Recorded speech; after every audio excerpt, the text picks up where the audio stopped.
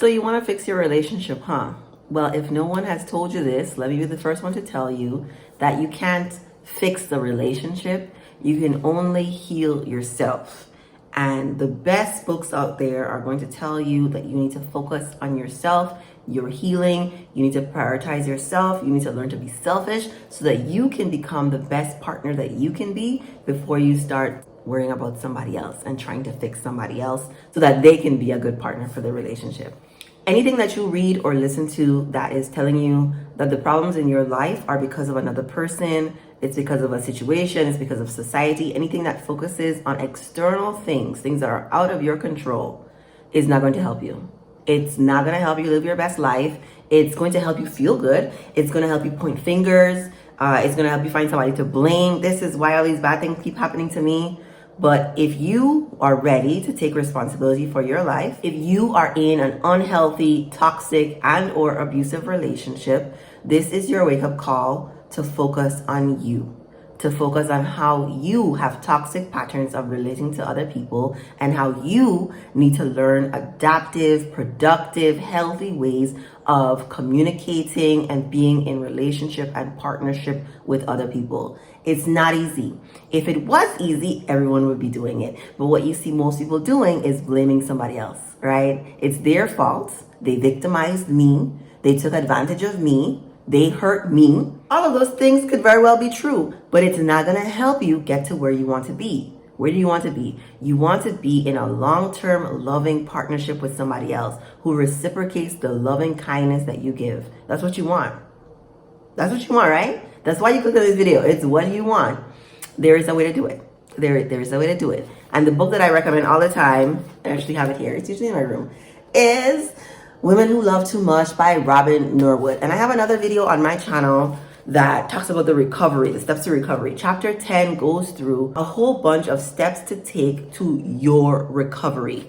I'm only adding a few more things because you are relationship minded. You clicked on this video because you're like, no, wait, though, I want to save my relationship. I would encourage you to think less about saving the relationship or leaving the relationship, right? Don't make a decision on either. You are in this relationship, leave it there, right? Leave it there.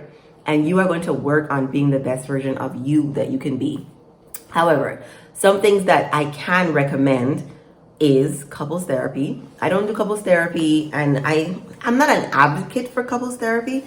I think if you have specific relationship problems and you need a third party to help you discuss those things, like, oh, we're not on the same page about having kids, or we need some help communicating around managing in-laws, right? We need to figure out, like, how do I set those boundaries, right? If those are specific problems. But if your relationship is generally toxic, I would recommend that you go to individual therapy. You can mention it to your partner. Mention it. You can mention it to your partner. Hey, I'm going to therapy. I think it would be a great thing if you went to therapy too. And that's it. That's it. You're not bringing it up again. You're not suggesting it again. You're not nagging about it again. That is not the way to do it, because anytime you're nagging another person, trying to fix another person, heal another person, you are distracting from the ways in which that you can focus on your own healing, ways in which that you can get rid of your toxic patterns, okay? So you're not focusing on other people. Individual therapy is something I think everyone would benefit from because we've all been through something, some people more than others in their lives, but we've all been through a thing in life or multiple things in life, depending on your background. And having another person to share these things with who can give you a plan, coping skills, tips, ways for you to express yourself with other people, I think can be very, very, very helpful for our mental health. Because part of the reason you're in a toxic, unhealthy, and or abusive relationship in the first place is because of things that you saw in childhood that have affected your mental health. So I think it's one of the best places to start. There are lots of other books in addition to the book Women Who Love Too Much by Robin Norwood. I am not, as long as the book is not blaming other people for the problems in your life, I don't think the book matters. Everyone is channeling the God energy in the world, right? And so the books are generally helpful ones. It don't really matter which one. Some are going to resonate more with you because maybe that author has a similar perspective or life experience as you. So you just Google ways to heal, how to fix my relationship. How to fix your relationship will help you get to self-help books that will help you focus on you. Once you get the, therapy in place, you're reading books, you're listening to podcasts that are all about healing, releasing anger, letting go of triggers, finding ways to express yourself, healthy boundaries. It's also super important to find a support system. So someone outside of your partner who you can lean on. This may not be family for you, especially if all the trauma that you experienced was because of your family. It may be a new family, like friends that have become family. Finding those people, if you don't already have them, is vital to healing, because you need to be able to talk with other people on a consistent basis outside of therapy. Therapy is 1 hour a week. 1 hour. You need spaces in which you can be your whole self, where people are not going to judge you, where you can share your story, and people are supportive, right? They're rooting for you. They want you to win. They want what's best for you. You need a support system. You have to get it. There are lots of different resources, social groups, meetup apps that have people.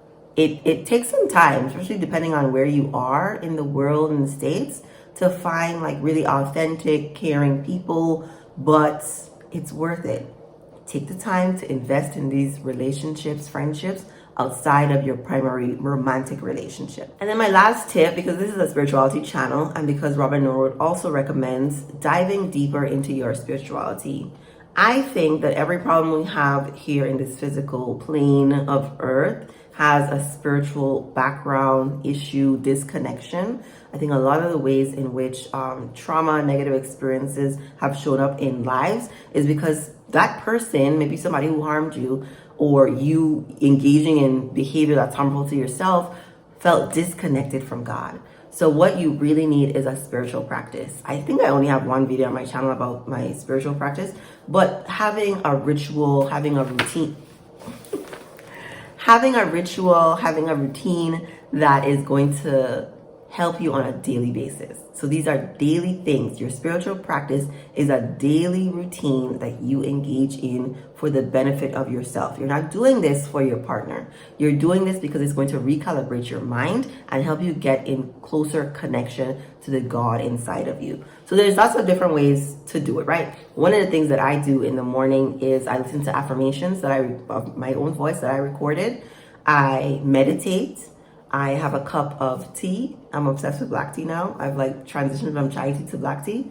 And I watch my plants. I mean, I have plants, right? But I also have a view of plants, and it looks spectacular in spring and summer and fall. And then I have a bird feeder, right? So engaging with plants and animals is part of my spiritual practice in the morning. Another beautiful activity that you can do is practicing gratitude.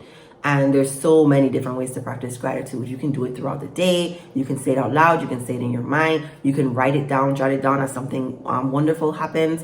And it could be something as simple as saw a cardinal, right? I'm grateful for the ability to live in a place where I can see cardinals, where birds can visit my bird feeder. I love that. That brings me so much joy.